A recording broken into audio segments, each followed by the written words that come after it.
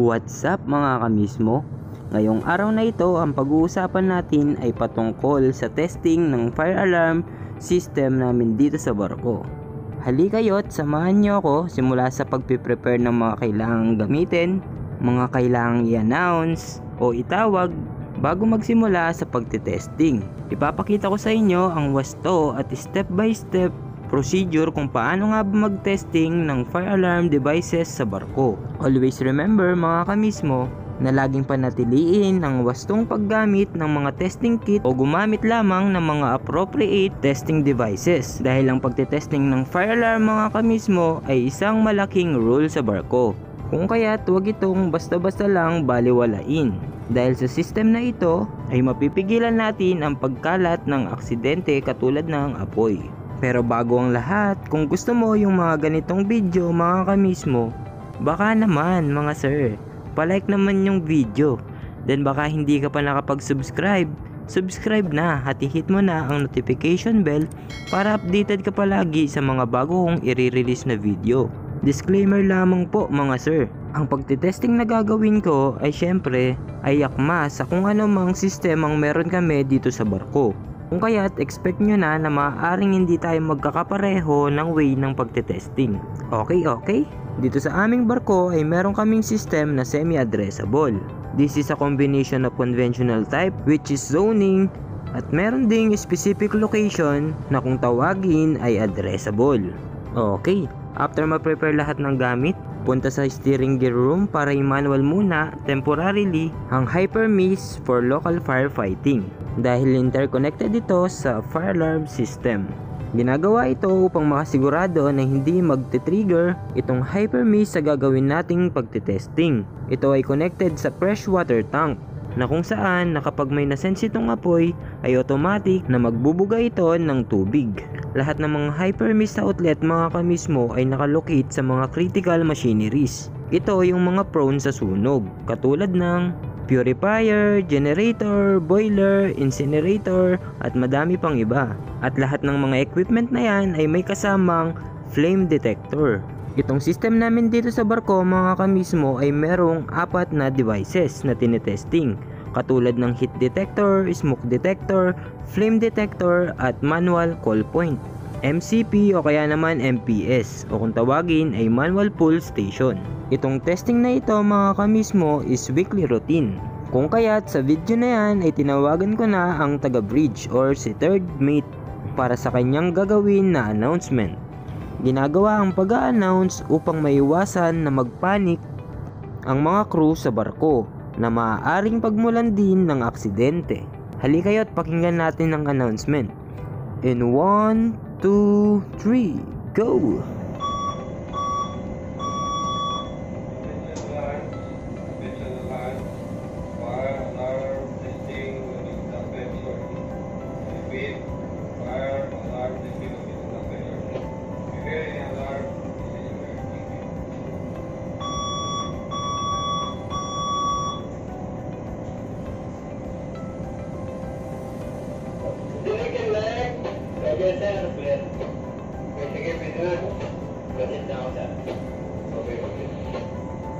Close communication is very important mga kamismo para sa isang smooth at walang bulilyasong pagtatrabaho.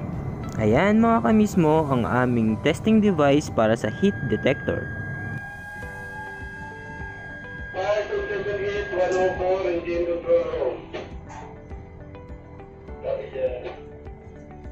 Lahat ng alarm mga kamismo ay mag-a-appear din sa main control console. Meron din sa may fire station at meron din sa bridge. Lahat ng testing namin dito sa barko mga kamismo ay merong photos para sa aming weekly report. Nagsisimula ako ng pagtetesting mula sa engine control room papunta sa bridge. Pero syempre sinusunod ko ang aming program na kung saan ay meron akong nakaschedule every week na kailangang itest. Take note lang mga kamismo na lahat ng mga testing kit kailangan sa isang location nyo lang ilagay. Nang sa gayon, kapag nagpa-test ang PSC or Port State Control, ay agad-agad itong mahanap at makapag-conduct kaagad ng fire alarm testing.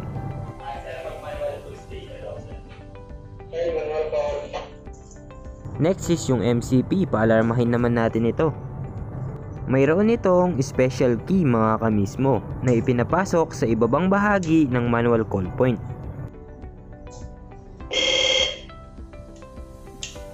Pag may mga nakita kayong ganito mga kamismo, mapalupa man, mapabarko, o kung nasan man kayo, baka ma-curious kayo.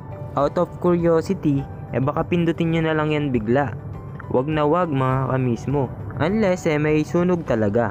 Dahil once na pinindot at binasag mo yan mga kamismo ay magkukos ng alarm, magkukos ng panic at maaaring pagmulan mo ng problema.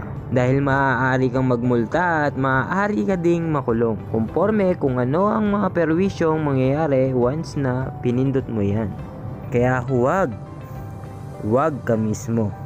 Huwag mo nang subukan. Once na nag-alarm yan mga kamismo ay mag-a-appear sa control panel ang Zone 7 Address 103 Control Room. Hayan kamismo ang advantage ng addressable type. Specific kaya agad ma-identify lahat ng mga nag-aalarmang devices. Hindi katulad sa conventional type na zoning, na kada zone ay merong 10 o higit pang mga devices sa isang loop. Meron lang tong end-of-line resistor o kung tawagin ay EOL. Okay, at punta naman tayo sa labas at mag-testing naman tayo ng mga flame detector. Kung merong testing kit sa heat detector, meron din sa flame detector mga kamismo. Ito ay ang isang flame detector namin sa barko na ang location niya ay sa boiler. Bakit nga ba flame detector yung nakalagay dito? Bakit hindi heat detector? Or bakit hindi naman smoke detector? Bakit nga ba kamismo? Pa-explain naman. Okay, no problem. Dahil unang-una sa lahat, sa area na yan is sobrang init. Katulad ng mga incinerator, generator, purifier na nagkukos ng heating, kaya negative ito kaagad sa mga heat detector. Sa smoke detector naman, hindi rin ito pwede dahil meron itong steam. Hindi naman totally na hindi pwedeng mag-install mga kamismo. Pwede pa rin naman basta hindi ganun kalapit sa mga pwedeng magpa-trigger ng mga devices. Ipakita ko sa inyo mga kamismo ng mas malinaw at syempre mas malapit. Hayan ang aming flame detector. Simple lang naman magpa-alarm yan mga kamismo. Buksan lang ang switch ng flame detector testing kit, then ipasok ko lang ito mismo sa smoke head device. Hintay lang ng mga ilang segundo is mag-a-alarm na ito. Battery operated lang naman ito mga kamismo. Meron itong 4 na AA battery. Next naman na testing natin is flame detector pa rin dito sa aming incinerator. Hayan mga kamismo, kitang kita naman, wala namang bago. Gusto ko lang naman na samahan nyo ako sa pagtetesting at nang masaksihan nating lahat ang pag-aalarma ng flame detector. Ano nga bang reason bakit kailangan mag-testing ng mga devices? Ginagawa ito nang sa gayon is malaman kung operational or functional ba lahat yung mga fire alarm devices. Nang sa gayon, kapag may mga hindi nag-alarma, ay ma-rectify o kaya naman ay mapalitan kaagad yung mga device na hindi na umaandar. Ayan, sa mga oras na yan mga kamismo, nag-testing naman ako ng smoke head detector. From upper deck, papunta yan, paakyat ng bridge. Ayan naman yung smoke head ng boat deck. Sa isang palapag mga kamismo is meron kaming 2 smoke detector. At meron din kaming 2 MCP or manual call point every exits. Conforme yan sa design mga kamismo. At pinapa-approve yan sa fire department kung pasado nga ba ito sa mga standard na kailangan. Then after ng testing mga kamismo, kung ano yung ginawa natin nung una, vice versa lang, reset all alarms. At kapag normal na yung system, announcement para sa mga crew, then back to normal lahat ng mga operation ng mga minanual natin. Ilagay lahat ito sa auto position. Kapag pala nagtitesting ako dito mga kamismo, syempre kailangan din nating i-consider na may mga natutulog at nagpapahingang mga crew. Lalong lalo na yung mga duty. Kaya yung best time na pagpapaalarma ng mga devices is yung lunch time. or malapit sa lunchtime. Pero syempre, diskarte nyo pa din naman yan mga kamismo. Yung akin is opinion ko lang naman yun. Huwag nyo lang din kalimutang ilagay sa mga tamang lagayan lahat ng mga testing kit natin mga kamismo. Make sure lang na i-switch off yung mga testing kit katulad ng flame detector tsaka yung heat detector na pang testing nang sa gayon hindi siya malobat. Common lang pala siya na malobat. Hindi lang siya mabilis malobat. Ayan. So, ayun lang naman mga kamismo. I'm hoping na may natutunan kayo kahit papano sa video na ginawa kong ito. Naway makatulong ito at maging awareness para sa mga future seafarers sa mga darating pang mga panahon. Bago mo i-close ang video na ito mga kamismo, baka may nakakalimutan ka, subscribe na. At i-hit mo na ang notification bell para updated ka palagi sa mga bago kong i-release na video. Nag-upload ako ng mga electrical works, engineering works at lahat ng mga ginagawa namin dito sa barko.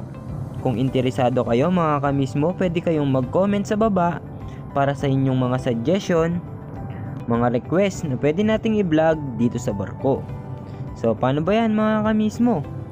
Hanggang sa muli, huwag niyong kalimutan na ito nga pala si Elmismo, ang inyong kamismo na nagsasabing ang mga matitibay sa pagsubok ng buhay ay sila rin ang mga mananatili.